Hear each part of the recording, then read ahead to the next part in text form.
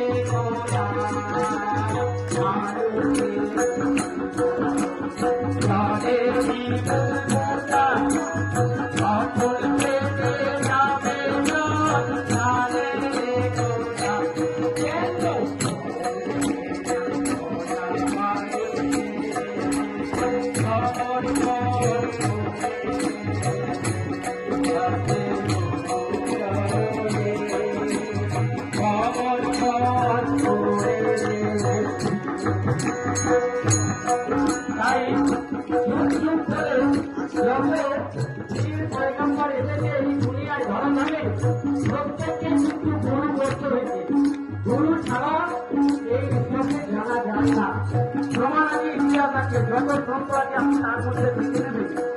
ঠিক আছে? গুরু ছাড়া হবে না, হবে না দর্শন। অন্ধকারে থাকবি তোরে সারা জীবন। গুরু ছাড়া হবে না, হবে না দর্শন। অন্ধকারে থাকবি তোরে সারা জীবন। ওরা